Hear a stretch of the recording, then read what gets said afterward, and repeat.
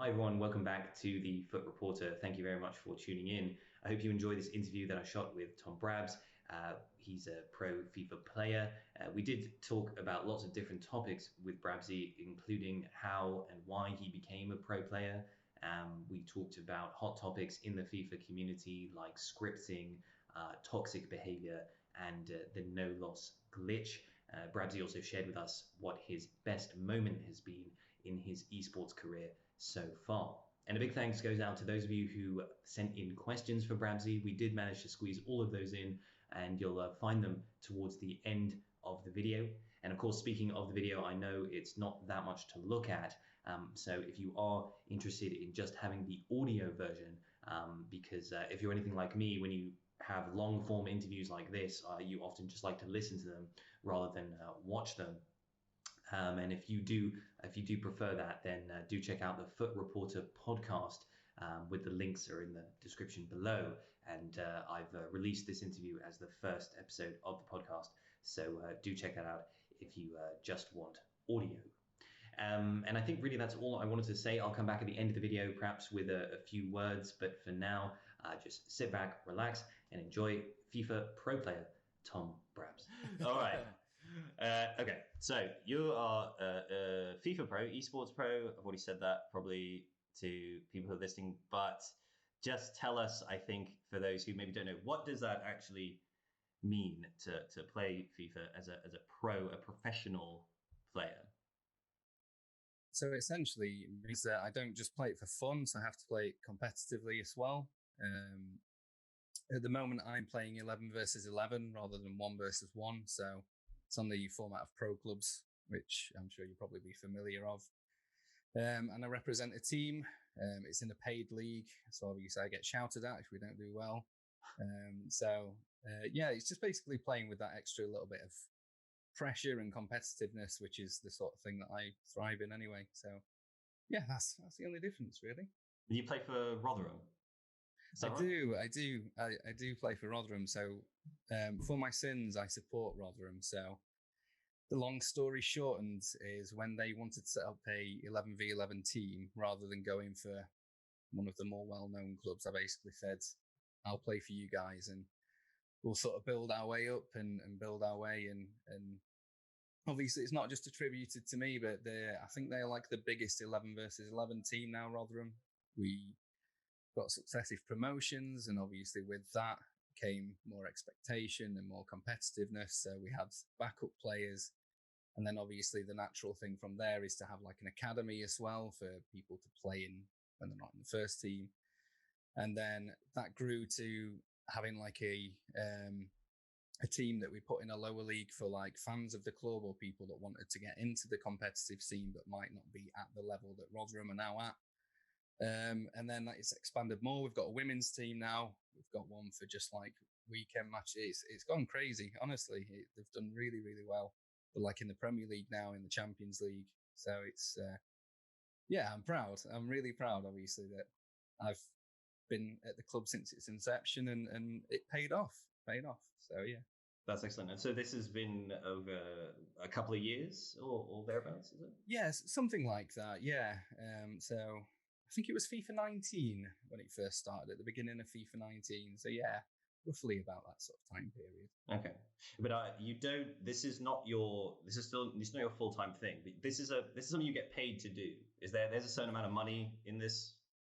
Yeah, so there's certain like amount of money that the club wins if you finish like in the top places, much like it would in real life, and obviously for cup competitions, things like that. And at the moment, because it's not as because EA don't push this particular competition like they do Ultimate Team, because naturally they make money out of Ultimate Team. That money usually gets reimbursed into the club. So in terms of my own financial gain, I do it more for my enjoyment than for any sort of career aspiration, if that makes sense. Because I'm really passionate about building the 11v11 game as like a really big esport.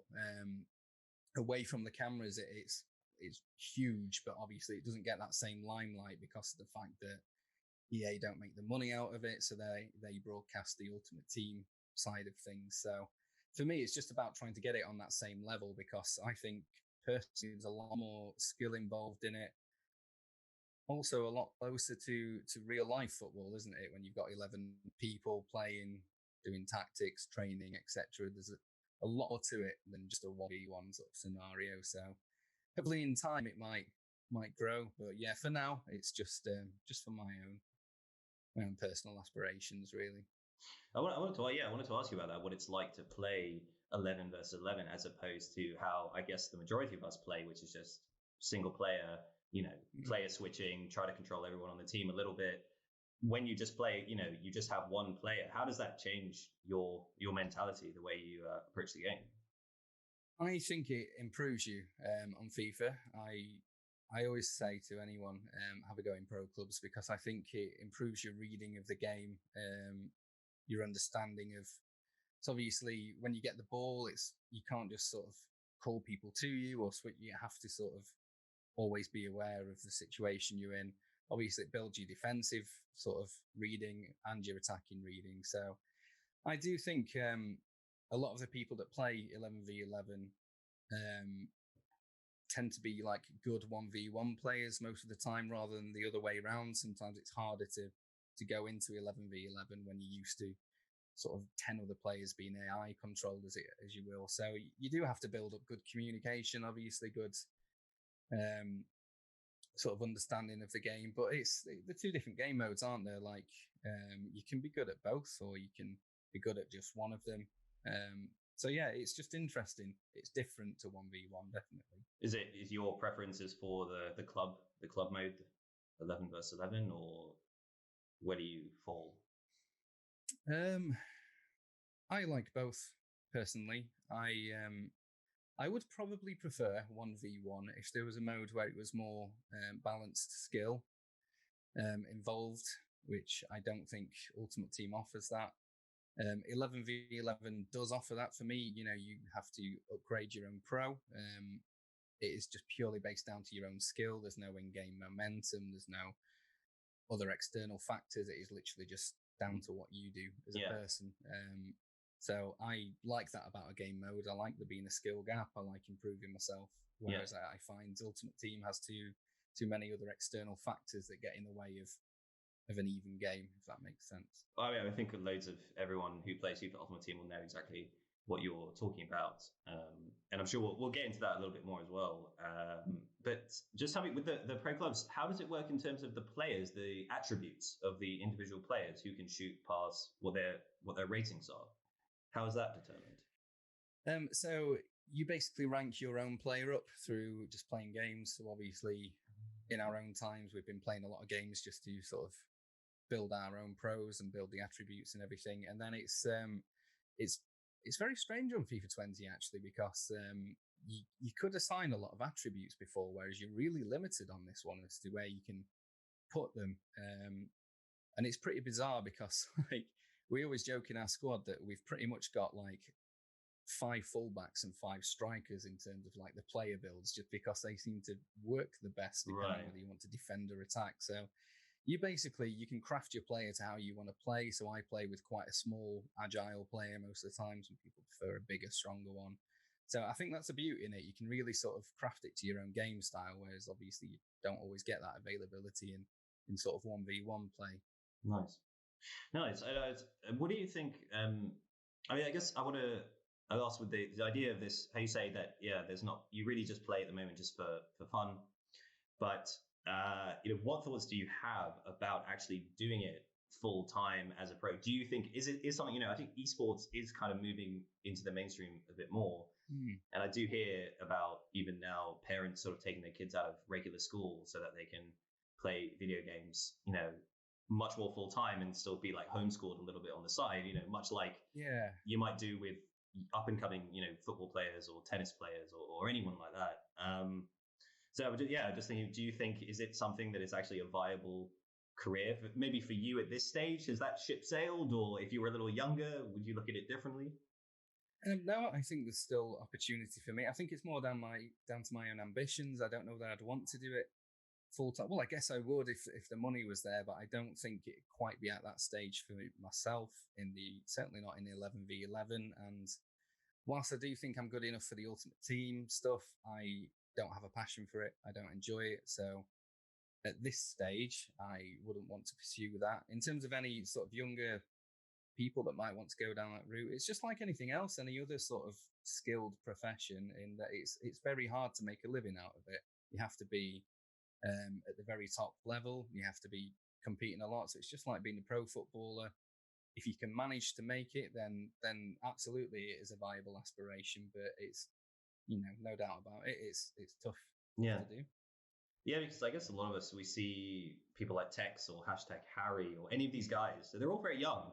They're the top of the FIFA game or close to it, and I guess they're role models for a lot of people. I agree with that. I mean, do you think it's a positive thing overall? Do you think it's a good thing? I mean, I know we talk a lot about sort of like toxic behavior in FIFA as well, and it comes into the news a lot as well that you see young people spending lots of money on opening packs and this sort of stuff, and it seems like it's a very a double-edged sword in some ways. I don't know how you see it.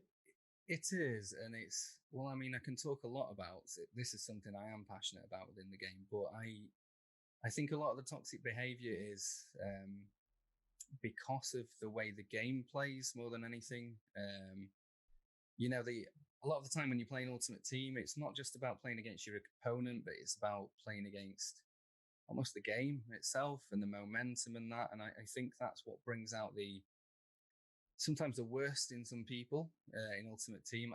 I also have seen it bring out the best in some people. I've found some really great people on Ultimate Team, like when you're doing your objectives for certain cards, there's people that like just let you score, because they notice. Yeah. And I think that's really good when people are like that. And in terms of with the money aspect, I think that is a large contribution to why a lot of things are wrong in Ultimate Team, because the game mode is geared towards making everyone at whatever skill level want to improve the squad constantly.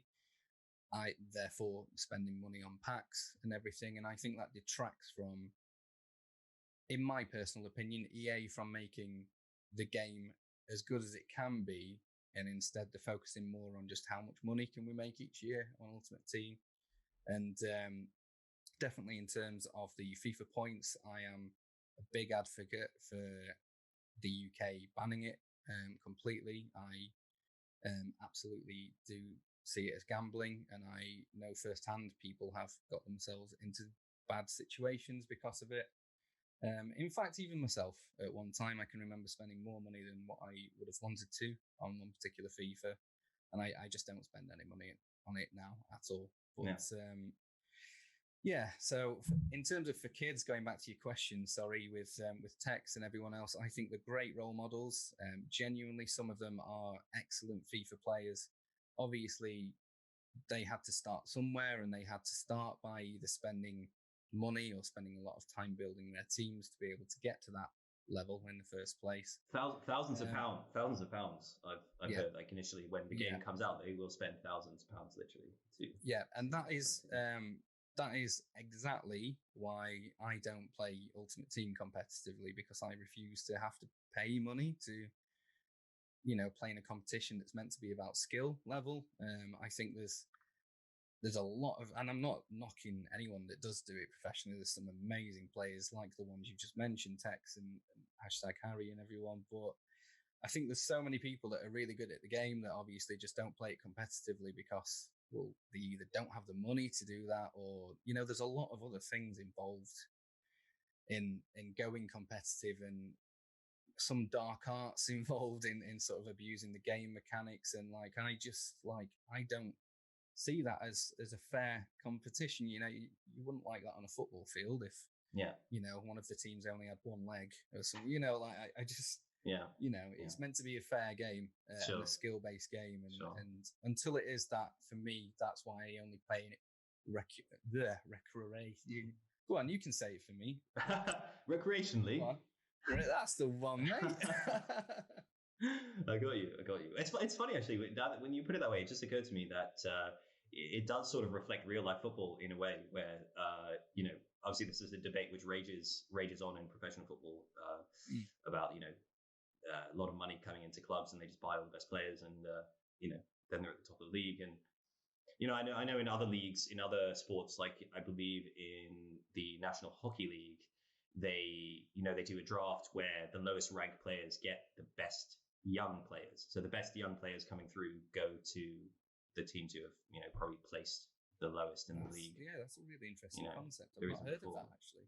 I think it's some of that. I'm a little rusty, to be honest with you. I'm sure someone who's listening who knows better than me will be able to point out my mistakes there. But I think it's something like that. But it feels like maybe in FIFA, even if that is some kind of a reflection of professional football, that doesn't actually make it right. Like it shouldn't probably be in a video game. I don't think it's so much a reflection of professional football in that sense. Of more that like you've got the word esports there, and if you think of all the other sort of esports like Call of Duty League, things like that, you don't have people spending thousands buying this really overpowered gun to go out, and it is a level playing field. You have to be good at the game. Yeah. Whereas with Ultimate Team, you can get so far just by spending a lot of money on it, and I don't think that should be how it is personally. No, that's what I've heard about other games. I personally haven't really been playing many other games lately, but as I understand it, there are a lot of other popular online games which do not have this pay to win aspect to it. And, and you do play other games though as well, besides FIFA. I do. Well, to be honest, I need to for my own sort of mental well-being, because it does take a lot out of me, to be honest, playing FIFA when obviously I'm playing it competitive all through the weekdays. I try and obviously make my YouTube content on top of that. And then there's the weekend league at the weekends, which, I have to keep myself sharp. So I have to sort of play that. So like my full week has FIFA every day in it. So like I have to play other games. Otherwise I get so drained and fed up with it. So yeah, definitely. I do enjoy a lot of other games in my downtime. Good. I think everyone could definitely sympathize with that. I was actually reading an article about the Rotherham Esports Club. I think it was written back when the club was formed. And one of your, I guess it must have been one of your teammates, I don't remember who now, he was saying that I think his partner had been kind of wondering why he spent so much time playing video games. But once he signed up to the Rotherham Esports Club, it was kind of a recognition that, the time he'd been putting into video games was actually worthwhile. I know who that is. I remember that quote. You remember that quote? Okay. And I just wondered if you had felt anything similar, if you had any kind of similar experience, if people around you had ever sort of, I feel like personally as someone who loves video games, I definitely got that a bit growing up where, parents and others would question, how much time was being spent there. But I feel like, with esports, when you do it a little more professionally, suddenly those kind of questions, I assume, go away. They do. It has been such a positive thing for me. So at first I was like, sort of touching on what you said, I didn't really tell anyone that I was doing it. Sort of like, I mean, I've always been good to a degree at video games just because it's like my passion and my hobby, and I like really analysing every game I play to try and like be the best I can be at it. But when I actually did decide to do it full time, like the more people find out, they were like, "Oh my god, that's awesome! That's really cool! Like doing something you enjoy." So like, and that brought myself like out of my own shell a little bit. So I definitely do think it's a positive thing. People being able to pursue like pretty much any hobby you have. If you're good enough at it, you can pursue it as a career, which is an amazing place to be in the world. So yeah, it does feel very good to do it competitively as well as for fun. Yeah. But at the same time, it's like what other people say is sometimes when you bring your hobby into your work life, you don't enjoy it as much, and that is also true. Yeah. Some days I hate FIFA so much, and I don't want to play it, but I have to because it's my competitive night, and that's part and parcel. It's a job. And then it's a sort of a job, isn't it? And then it's like you got to do it. Exactly. It's a job. Yeah. But have you always had that competitive spirit? I mean, in school, did you play football in real life, and were you competitive? Yeah, generally? I've always been very competitive, without too much being a sore loser. I can normally take itself analytically if I've lost. I think that's what makes me competitive. I like to improve. So in terms of like back in school and everything, I wasn't even that very good at football. I played for a few, local teams and what have you, but Sure. I wasn't all that great. I always felt my reading of the game was very good logically, but I just didn't have the physical. I weren't fast enough. Yeah. I liked food too much, so I was unfair. But not a problem in esports, actually. Yeah, exactly. I think that translates very well in video games for me, because a lot of it is to do with, your reaction time of your mind and, figuring out your opponents sort of mentally, which has always been one of my stronger points just as a personal thing. Sure. So, it really sort of lent itself to me when the esports more became a thing, because it was something that I was already fairly good at. Whereas if you asked me to go out and kick a ball, I probably couldn't in my old age anyway. But if you don't mind me asking, share with everyone, like, how old are you now? You're in your 30s now? I've just turned 30. Oh, you just turned 30? Okay. Oh, congratulations. Happy Thank birthday. You. But just take us back a little bit to your sort of development as a video gamer, if you will. How it sort of all came about for you. So I just looked on your YouTube channel. I can see, for example, the first video you put up there, I think, was FIFA 19. So yes, not that long ago, a year or couple of years, possibly a year and a half, I don't know. But presumably, video games for you started long before that. It did, and it was one of those things that I grew up an only child. I do have a sister now, but there's an 11-year age gap between us, so a lot of the time, a lot of my own sort of pastimes was just sitting in and playing video games. I didn't really go out too much as a kid. So I was good at them anyway because of that, just because of the sheer amount of time that I played them. I'd hope that I would be good at them. Otherwise it was time wasted. But other than that, in terms of like the whole YouTube side and the doing it competitively, I wanted to do it from even in the teens when YouTube first became a thing. I was like, I'd love to make like clips of me playing video games, but it wasn't really a thing then, and I didn't have any means to do it. Capture cards weren't a thing. Sure. And then obviously you had the people like your KSIs and people like that led the way, making those videos, and almost like made it a genre, didn't they? And so when was that? When was that then? So that must have been like probably 2000 and what was it? 2007, 2008, like early 2000s, I'd say. Okay.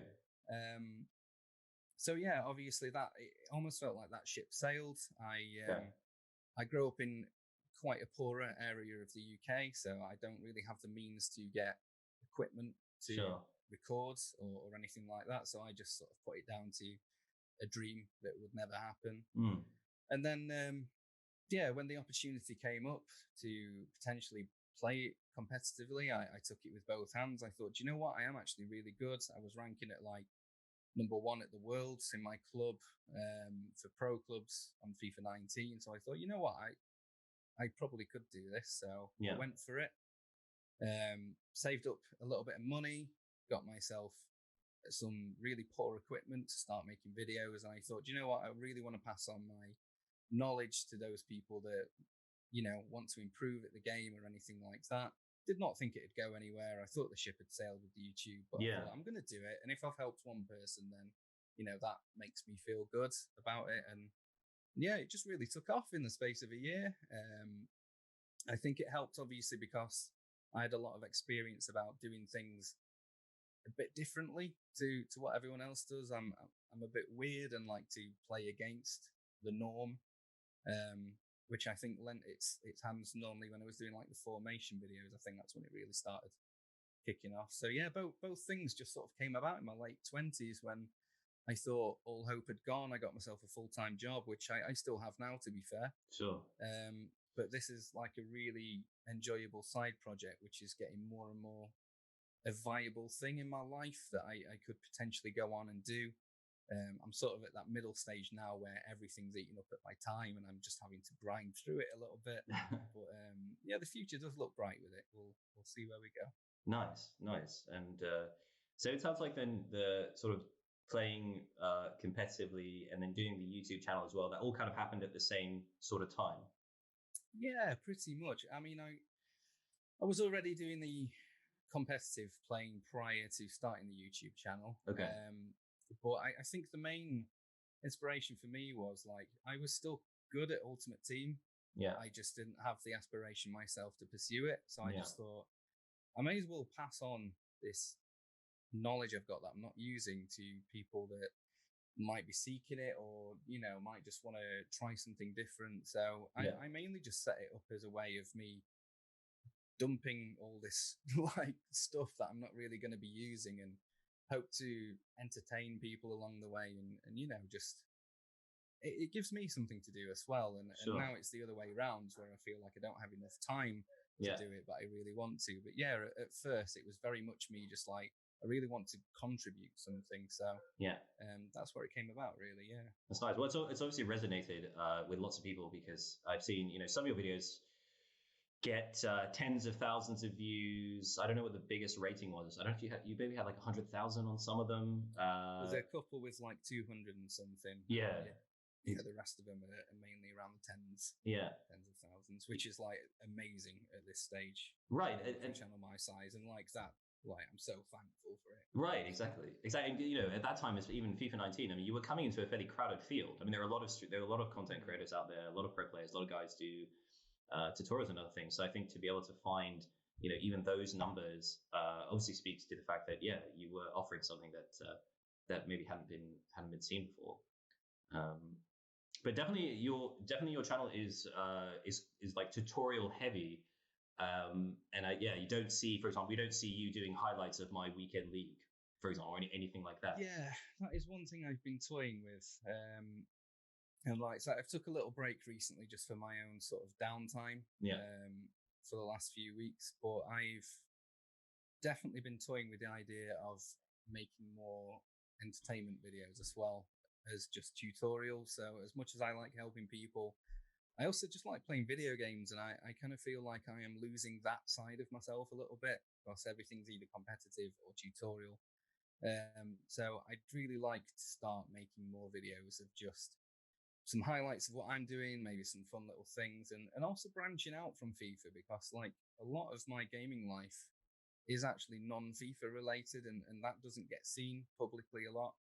So a lot of ideas for the channel coming up, and hopefully videos can either be daily or every couple of days, but at the minute it's just about balancing time doing it. And I think the more people keep giving these positive comments that I always see, and watching the videos, the more it's motivating me to sort of grind through and do that. So yeah, definitely on the horizon. I'm hoping to branch out with that. That's great. Yeah, I suppose you sort of have to kind of reach that tipping point. It feels like a bit of a chicken and egg situation, where if you quit your day job and put all your time into it, it could take off more quickly. But obviously that's a big risk to to do that.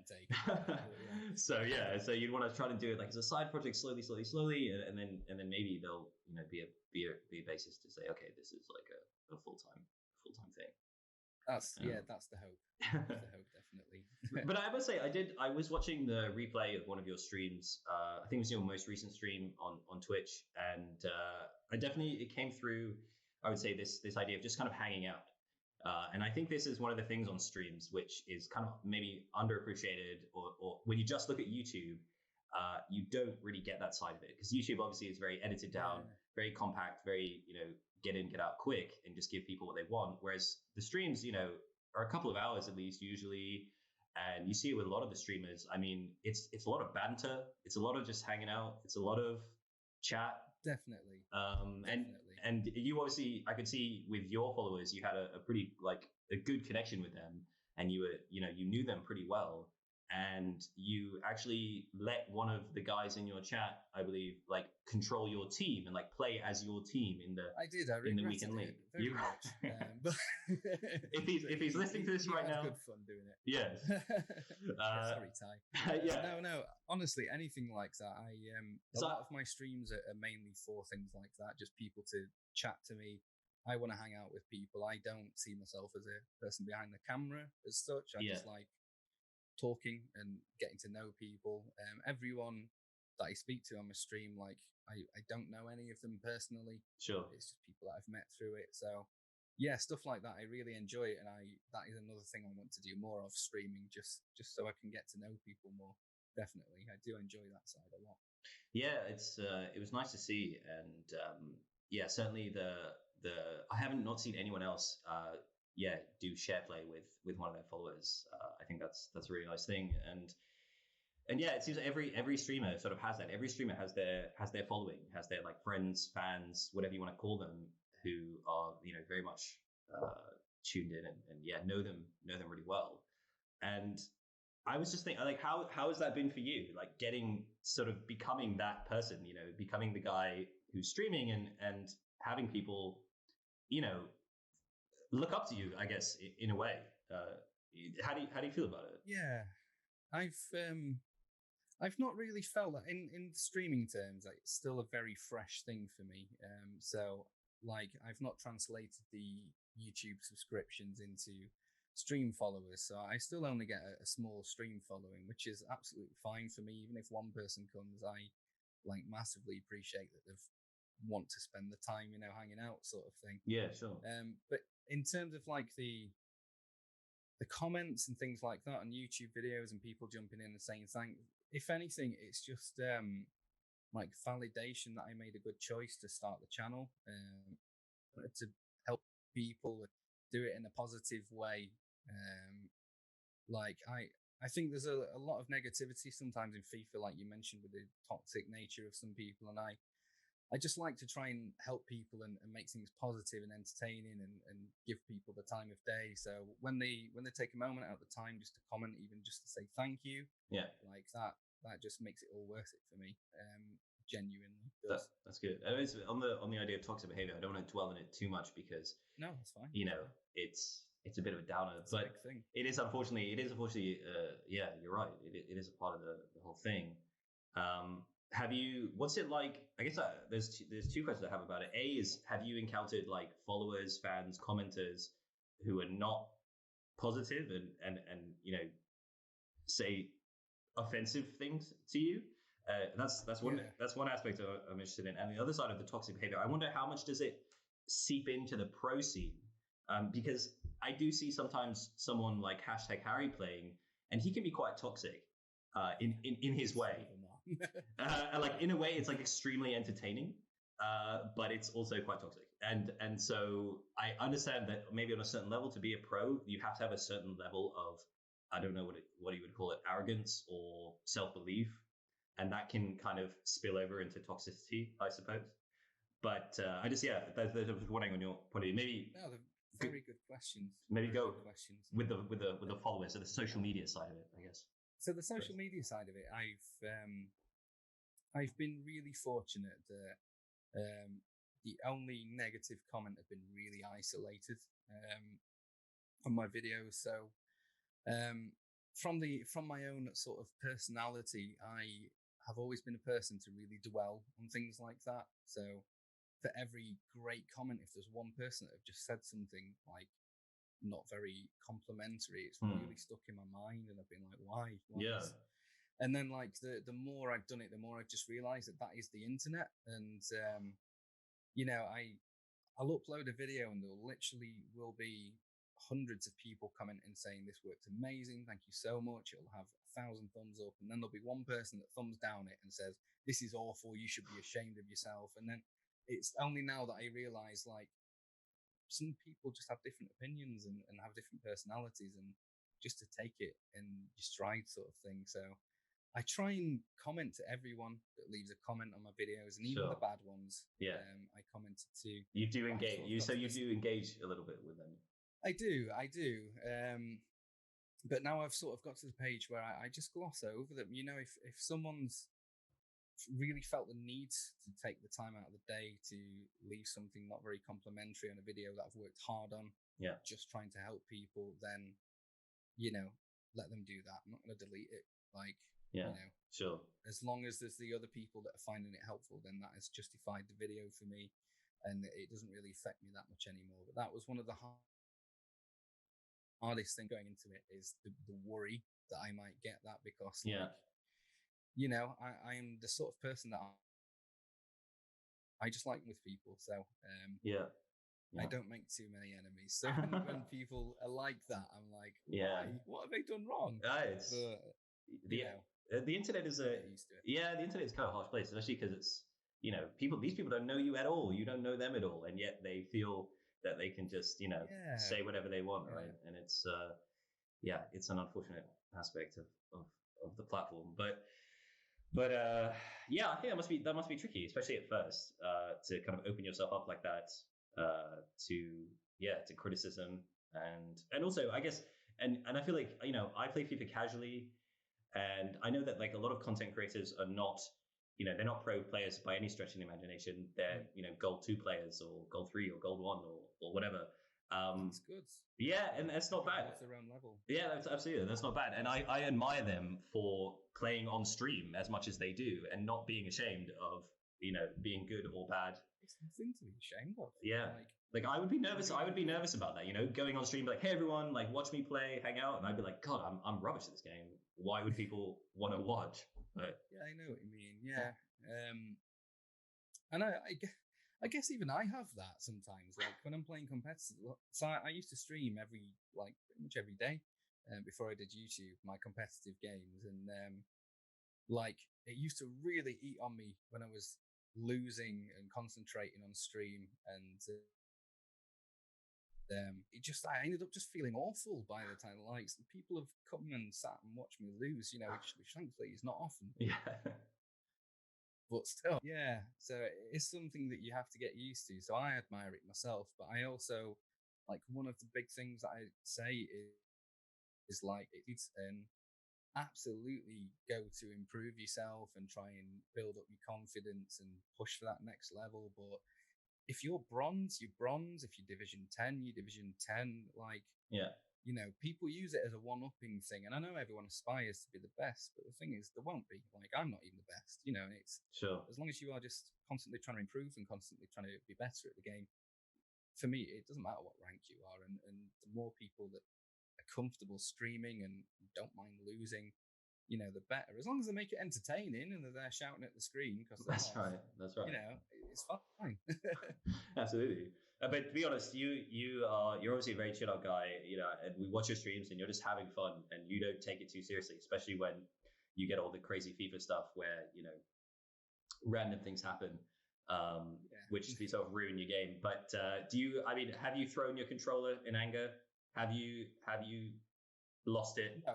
You've not? No.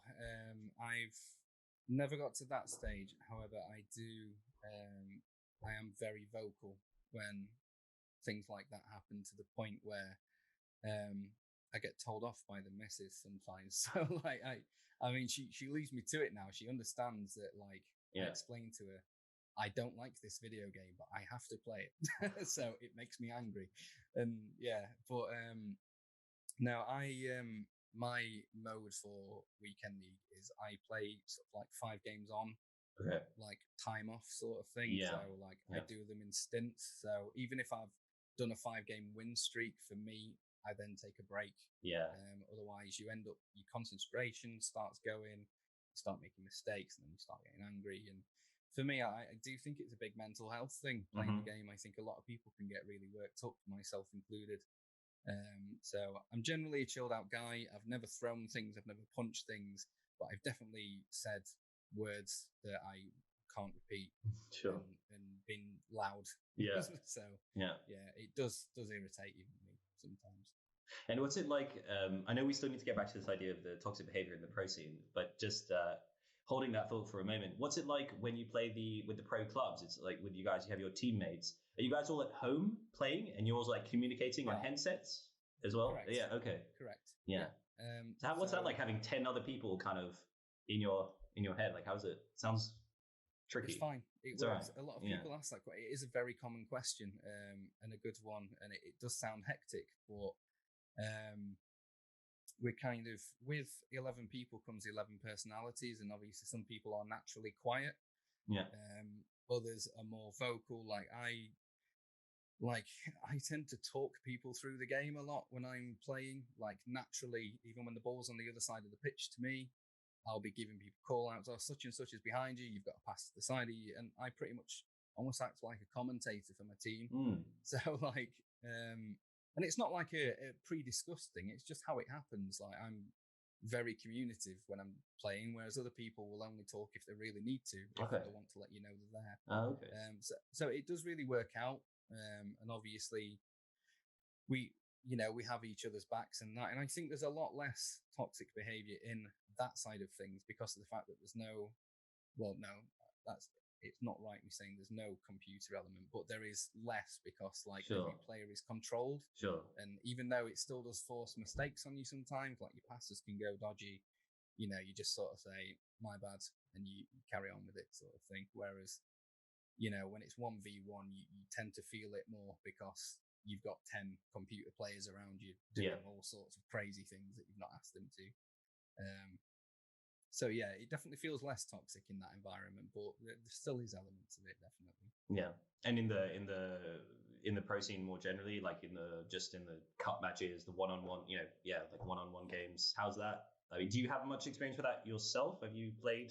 Much of that? Yeah. I mean, I think there's two ways to it. I think a lot of it is psychological. I think some people have a self-confidence and a tongue-in-cheek arrogance that, they do it jokingly, and that's fine.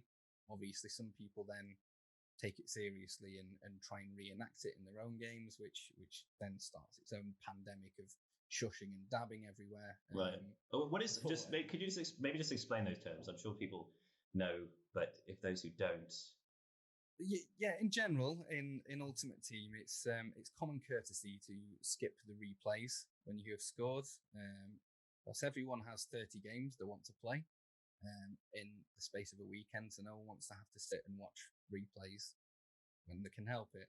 Obviously, like I always condone a quick drink break. I'll have a quick sip of water and then skip it. Sure. Yeah. But the people that run around shushing everyone and then doing like really over the top celebrations when they've drawn level, it's kind of like, why are you doing this? Right, yeah. Well, exactly. Yeah. Especially when they draw the drawing level thing, that gets me. It's yeah, it really does. And like I kind of get it sometimes because I know it's psychological. I know some people do it because they have the personality where they like to wind people up. I play pro clubs with people like that will literally sit in our lobby and try and wind me up and try and wind, like people are like that. And it's good that people are different, but like I think there is too much of it still. Yeah. I do think it needs to just chill out a bit and people need to respect each other a bit more, but Well, speaking of that, we did obviously have this just last couple of days. We had some promo stuff coming out for FIFA 21. And for me, I started playing FIFA. Well, I came back into playing FIFA last year, so FIFA 19, but didn't play Ultimate Team until this year. But as I understand, but as I understand it, every year you have this where everyone's like, "Oh, great, new one coming out. They're gonna fix all this stuff." High hopes for the new version, and then I guess the feeling is that a lot of things don't get addressed that could be addressed. Is that I guess you've been playing FIFA since how long? FIFA, what was your first FIFA? God, showing my age. I had FIFA 97 on the Sega Mega Drive. Yeah. So I mean, when it was PlayStation 1 and 2, it was Pro Evolution Soccer for me. That was the better game. Yeah, me too. And I have a lot of people ask me this, but I have carried the Pro Evo controls with me everywhere I've gone. So I use alternate controls on FIFA. So do I. Oh, excellent. I think all the best players do, to be honest, mate. Yeah, well. But, so like I have been playing FIFA since then, but I did prefer Pro Evo up until I think it was about PES 5, I think. And then the PS3 sort of 360 era came out, and then Pro Evo just kind of like fell by the wayside then. Okay. But yeah, with FIFA, it has, to be honest, it has always improved every year until, and this is obviously personal opinion, but sure, a common one. It's improved every year until about FIFA 17, I would say, when the Frostbite engine came out. And then since then, every FIFA has used this same engine, and all they've done is essentially just add a new animation in or tweak it slightly, change the game speed. And FIFA 20 has basically been FIFA 17 version 4 or whatever. For me, it's the same game, but just with that many different animations added in. The engine almost can't cope, and that's why we see so many weird things happening. And personal opinion again, from watching the FIFA 21 trailer and the pre-notes that EA have brought out, it looks a very similar game to me. It's using the Frostbite engine still, and so far the only unique selling point that they've given that we know is that you can play co-op now in Ultimate Team, which you can on FIFA 20. So I am apprehensive about the new game, but I think it has really, since the loot boxing came in, I think the game has got very lazy in development terms, personally. Well, that's I'll have to watch this space. I suppose it's going to be one of those things where everyone is going to, what's the polite way of saying, speak badly of it and yet play it. I'm absolutely going to play it. I'm going to play it with a positive attitude, and I'm going to help people on it. But sure. My expectations have been set low for it. But on the flip side, to be positive, I also have a expectation in the back of my mind that I think FIFA 22 will probably be a really good game. I'm hoping, because I do think FIFA 21 will be a rehash of this current one because of the coronavirus situation, and also because of the next gen consoles coming out. I think this will very much just be pushing the similar game out, right? With the same engine, and let's focus on the next one. Yeah, and I think because the reaction of FIFA 20 has been that bad, warranted in my opinion, but it has been bad. I think EA have noticed that they've done a bit of a boo-boo, right? And I am hoping that a lot is going to be put into FIFA 22. As for 21, as it stands, I am just keeping my expectations tempered a little bit. That's probably very wise, because I suppose FIFA 22 would come out on the next generation of consoles as well, won't it? Exactly, yeah. So I remember when the first FIFA came out on the current gen console, and I remember how amazing that felt on a new gen. So I'm hoping for the same effect, but we'll see. Let's get through the next FIFA. Absolutely. We'll see. Absolutely. Well, Brabbsy, I think I've spoken enough. It's time to hear from your fans and followers, because we did have some questions. Really? Yeah, we did have some questions that some gamers have sent in for you, and I've got them here on a piece of paper. So okay. So I'm gonna say, so we're gonna go. Let's go. So Jartmore J, thank you Jartmore J for sending in a question. He said he came here after your shout out actually to the video, and he said he would like to have your thoughts on FIFA scripting. Ooh. We sort of touched on this a little bit, but scripting. Yeah. We should probably say scripting. Go ahead. It's a big debate. It's a big debate, isn't it? Yeah. Community. So my opinion on, I think you have to watch the terminology used as well. So for me, FIFA scripting, by definition, is a concept that the game is premeditated of the outcome, or scripted. So a lot of people say, oh, this is scripted, I'm meant to lose this game sort of thing. And my personal opinion is that is not a thing in FIFA. I genuinely do not think that's a thing, purely because from a logical sort of stance, to put that sort of algorithm and code into a game to make it almost like semi-aware of who should be winning what game and everything. I mean, for God's sake, EA can't even make a player tackle probably without the ball bouncing back. So I would not give them that much credit in being able to make such an algorithm, personally. But you also hear terms like dynamic difficulty adjustment or balancing momentum. Yes. Sliders, a few different terminologies. Now that is, it is something that people have found in the code previously. A quick search on Google in your own time, if you type in FIFA 17 momentum, I'm sure you'll see a few threads on it. But That very much is a thing in the game, in my opinion, 100%. And in my opinion, it's designed to make the skill gap less in Ultimate Team. So, for example, and I mean, this was found in the coding, but you can very much feel it anyway in the game. If you go into a match, you score 2 goals very quickly, the game feels pretty fine. Yeah. You figured your opponent out, scored 2 goals, you've had a few more shots, and then suddenly everything just seems to turn again. You can't pass, your players are slow, you can't defend, the ball's bouncing everywhere. And then, lo and behold, sort of near the halftime mark, you concede a goal, and suddenly you're playing against a player that you feel confidently better than, and it's 2-1 or 3-1, and you're grinding for the rest of the game. And the only way that I see that is, for example, say if someone new wanted to play Ultimate Team for the first time, and they got matched up against myself, for example, and I go and I hit them 10 or 20-0, I'm going to sit there and think, I'm fantastic, I don't need to change my team, this is great. And they're going to think, I am not playing that game mode again, I'm getting out of here. Whereas this momentum makes it really hard for me all of a sudden, like everything's going wrong. It's making it a bit better for them, so they're only narrowly losing, thinking, oh, if I just improve my team a bit, I'm going to get better at this game. Likewise, I'm thinking, I should have been smashing them, I need to improve my team. FIFA points, improve the team. So, yeah, momentum, I definitely do believe is a thing.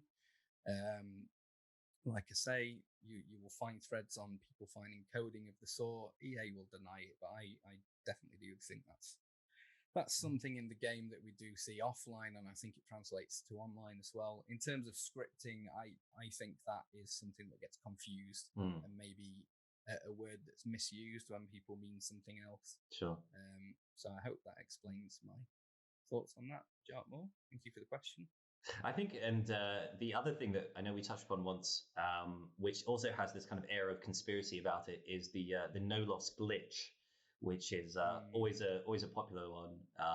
And I was one of those who, for a long time, I was sort of skeptical that it actually existed, and I just thought it was down to bad internet connections or bad servers, and that sort of thing. But then I had it a couple of times where I was came back from being down in a match and then was winning, or it happened in kind of suspicious circumstances where suddenly lose your connection to the EA server, you lose the match.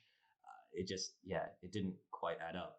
And a lot of people seem to be getting these suspicious circumstances, aren't they? Right, and this what happens. And sometimes it is suspicious, and sometimes it wasn't. And that sort of made me pause, think, well, is this really a glitch? Is this something a hack that certain players know how to exploit?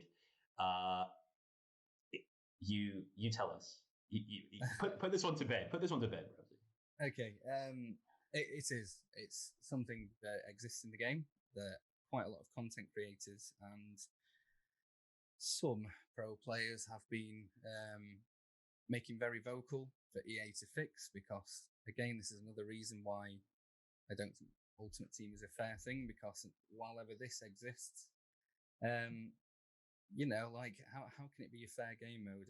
And you only have to look at the top 100 of players, like all these players going 30-0, that do you know how hard it is to go 30-0 when the game is how it is, and the servers and everything? And you watch some of them and they've played on their match replays, they've played about 40 something games, and some of them have been draws that have been disconnected.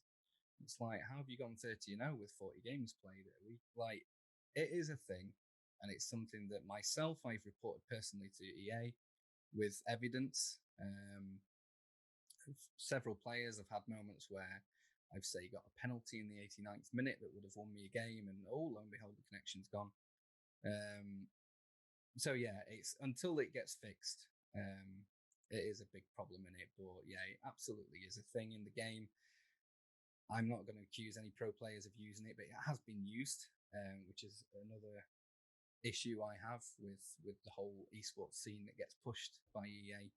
With the Ultimate Team, obviously it makes them a lot of money, so they brush it under the carpet. But yeah, it's a big problem in the game. Yeah, definitely. Perhaps something for FIFA 21. Maybe we'll see some progress. Another question here that we had from Johnny Morgs. Thank you, Johnny. He has two, actually. So okay. The first one, quite straightforward. A, what football team do you support? And then B, how do you decide on what formation you use? I assume that means in FIFA when you're playing a match. Yeah, good question. So the first one, I think we answered it before, but I support Rotherham United. Been a fan since a kid. My parents didn't really give me any other option. And yeah, I've been season ticket holder for many years. Still go to all the games. So if your team ever plays Rotherham, you'll no doubt see me milling about the place. In terms of other teams, I always get asked quite a lot. Who's your Premier team though? Who's who's like your other team? And I struggle to explain the concept that I don't actually support another team. I watch Premier League, I watch the Spanish leagues and that, but I don't support anyone. I'm just very neutral to it. I watch it for the enjoyment. I genuinely don't have a second club at all. I am just a Rotherham fan, and that is the only team that I support. So yeah, I don't have a Premier League team. I mean, it's probably a good way to enjoy the Premier League, to be fair, just for the entertainment. It is, definitely, it is. And I generally, I think I will just support whichever team I feel play good football or, have a very likeable. So like this season, for example, I've quite enjoyed watching Liverpool because I like Jurgen Klopp as a manager. I think he comes across as a really down-to-earth guy and what have you. Previously, I thought Chelsea was really entertaining under Mourinho on his first stint, like in that sort of era. So I don't support just the team who's winning. I'll support whoever I think's playing well, and I'll just enjoy it for what it is, sort of thing. Nice. But yeah, Rotherham is the team I support, and then formations was the other one, wasn't it? That's right. Yeah, like how do you decide what formation to make? And well, I assume that maybe has something to do with the meta for any particular game. Yeah. So there's well, I guess there's two answers to that. It depends if you're asking for YouTube purposes or for if I'm playing Ultimate Team competitively to try and get a good weekend league score. So in general, I use all the formation slots that I can use. So you get the one that I call the chemistry formation, which is the one you start with. And then you get two at either side, don't you? So a total of 5, but I only really use 4 of them. So in general, I'll have 2 formations that are typically known as meta formations that, I will use if I'm winning or if I just want to be comfortable. And then I'll have 2 that I have personally tweaked that will catch people out and they won't be expecting sort of thing. And how I decide on that is, and I tell people this a lot when they ask what the best formation is to use. And the reason I upload so many different ones is because the answer is there isn't really a best formation as such. There's certain ones that will work better in certain FIFAs, but ultimately it's about what your opponent is playing for me. So I basically, for the first 5 minutes, I analyze what my opponent's doing. Everyone has their own little habits. Some people like to run down the wing to the byline and cross it in. Others like to cut inside. Others like to pass it through the middle. Once you've spotted that, then you can change your formation in game to what you want. So if you've got your preset ones, so I'll have 2 wide ones, 2 narrow ones. So for example, if I'm coming up against a person that likes to attack down the wings a lot, I might change to 4-2-3-1. So I've got wide players to block that, but plenty in the middle to expose. It's just basically around how your opponent is playing and how you're going to counter what they're doing. So it's always best to get comfortable with at least 3 formations, I think. An attacking one, a balanced one, and a conservative, comfortable one. I don't like to say defensive because I personally don't like sitting back on a league because I know what FIFA's like. I'd rather carry on attacking, but it's good to have a formation that you're comfortable that you're going to have enough players back in. So conservative, I think, is a better way to use than defensive. Yeah, I found over the last year playing FIFA 20, my style of play, I find it difficult. I haven't settled on a style of play. I feel like I'm changing all the time, watching your videos, watching other videos, picking up things, trying to, to make them work. I do have a theory in that, and this this could just be a little bit of a negative outlook, some people might say, but coming from FIFA 19, where you could have a style of play in terms of, I remember, for example, I used to like to play really quick passing through the middle on it. That was my preferred style. And some people was really good at defending that. So I ended up having to go direct down the wings, stick a big striker on. You'll see in some of my videos, I used to love having big strikers. And then cross it in, head some goals in, and change your style up, which is what Ultimate Team should be. Whereas FIFA 20, I think it really stops people having their own style of play, because it's more about who can exploit the game mechanics and flaws the most. So, like, yeah. For example, like, who in the right mind in their Ultimate Team prior to this FIFA would want Ben Yedder in it and Ousmane Dembele, and you'd want, like, you know what I mean? But you just have to get players like that if you want to win more games, because it exploits flaws in the game mechanics, and FIFA 20 has had too many flaws that, rather than trying to play a particular way, everyone's just having a team full of 5'7" midgets that are really good on the ball and have 5-star weak foot. Yeah, and it's kind of like, sometimes I don't want to play like that. Some of the best strikers like Harry Kane, Lewandowski, they're not fast, small players. That's right. Very clinical, physical players, and there should be an outlet in the game to be able to use players like that. And FIFA 19 had that. For all its flaws in its own right, you could at least adapt your play style. Whereas I think in FIFA 20, you're really limited. And I think that's why the skill gap is so narrow, because, like, everyone's playing the same sort of way, really. So I think that might be why a lot of people struggle to settle, because of the fact that the game is just really unpredictable. Yeah. Like, I've not even been able to settle on this one.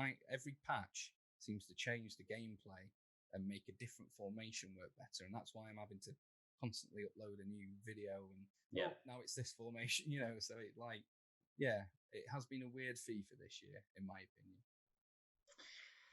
Well, thank you, and to Johnny. I'm sure that. Yeah, I hope that answered the question, Johnny. I do ramble on a lot. I know. I'm sure it did. So we've got a few more. Jessica Alice Firth also sent in actually 7 questions from Jessica. She's really keen. Oh, okay. Thank you, Jessica. Okay. I think we should do this. Maybe we should try and do this as a speed round. Like a quick fire. Yeah, like a quick fire. Okay. I don't know if these all lend themselves to being quick fire answers, but let's try. I'll try and answer them that way. Yeah. Okay. All right. Number 1. What inspired you to make YouTube tutorials or videos in the first place? So as previously mentioned, I really wanted to lend what I know to the wider audience, to people that want to improve at the game, whether it helps them or not. That was what inspired me to start. Good answer. Number 2, I feel this is like a game show now, so maybe there'll be a prize at the end.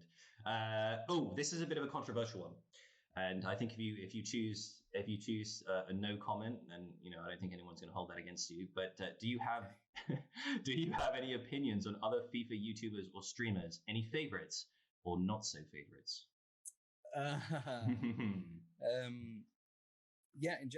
Well, this is not a political answer. This is a genuine answer. I do respect all other content creators in their own right, because there's a lot of work that goes into it. There's a lot of effort.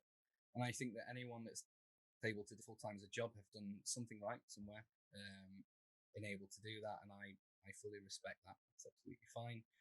Out of personal preference, there's some people that I enjoy watching. I don't actually watch too many FIFA content creators, and that's just because, as I've said before, a lot of my time is spent playing FIFA. I get fed up with the game, so I don't want to watch anyone else playing it after. But there are a few I enjoy watching. I really like B4 Lancer, Jake Barford. He does the career mode videos. I think he's really quite unique in the stuff he does. There is the FUT Accountant, similar size channel to my own. He does daily videos on like the FUT market and stuff. I think he puts a lot of research into his stuff.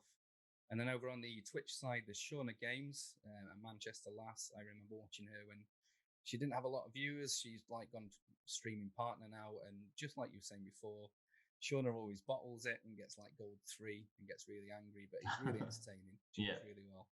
And there's a few others as well. So basically, there's none that I really dislike. There's a few whose information I don't agree with on a personal level, but that's just each to their own.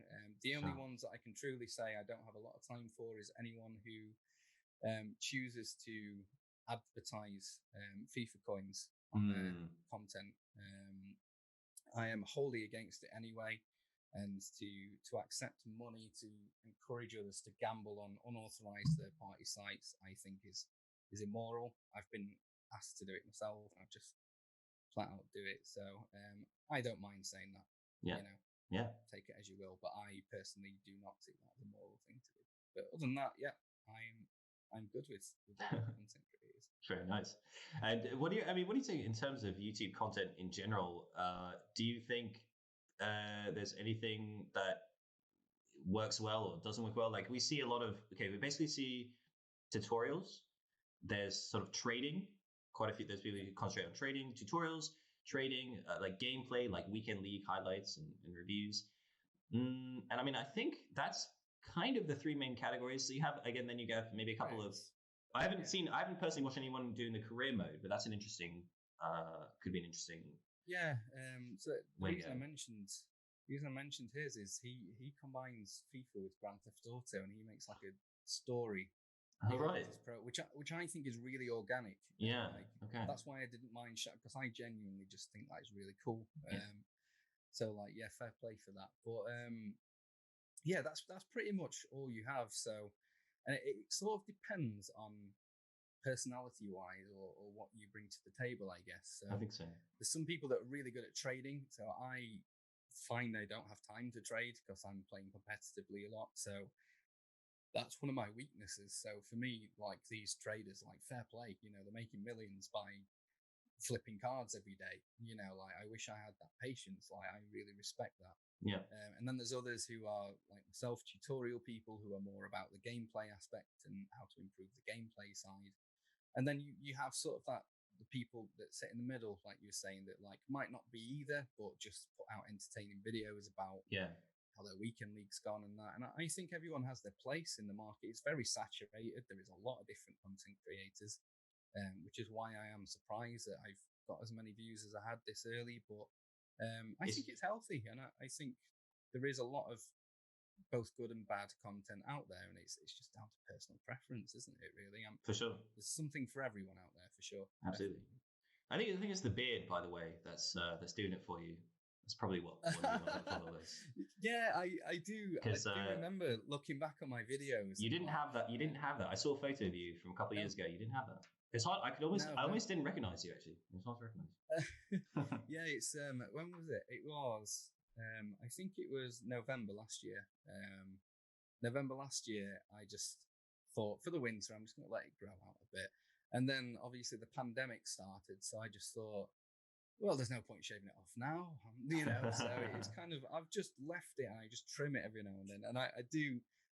When I see the thumbnails of my old videos and old pictures of me, I'm just like, what's this chin all about? Like, it does need to come off eventually. But well, it's definitely winning you some subscribers, no doubt. All right, well, back to the speed round with Jessica. We've got just a few more here to work through. Okay, well, this one could be involved, but what's your favorite position to play in and why? And do you have tips on how to perform to the best of your ability in any given position? Okay, condensed into speed round. Favorite position, I don't have one. I like to play in anywhere that puts me in situations where I have to be composed. I think that brings the best out of me. So quite often I play in wide areas in the team. So I currently play in I have the entire left-hand side to myself at the moment. We play 3-5-2, but so I play wide areas mostly, but I'm comfortable in any. In terms of improving, I think the best way to improve, and it's certainly what I do, is be self-critical of yourself, not in a bad way, but both the PlayStation and the Xbox has share features where you can save your video clips. So I encourage everyone to play a game, save it, and then go and watch it back when you're not under pressure, so you can just sit and read it. Yeah. And you'll notice you have your own habits. Sometimes you do things good, and other times you think, oh, why didn't I just pass it to him? Or like, why have I tried to do that? And that is how you can improve at your games. You can remember that and go into your next one. I remember when FIFA 20 first came out, I did that to myself. It's how I improved. And for the first week, I was having a lot of shots, but I weren't scoring many. And I went and watched my videos back, and I noticed I was still in FIFA 19 mode, and I was shooting across goal a lot.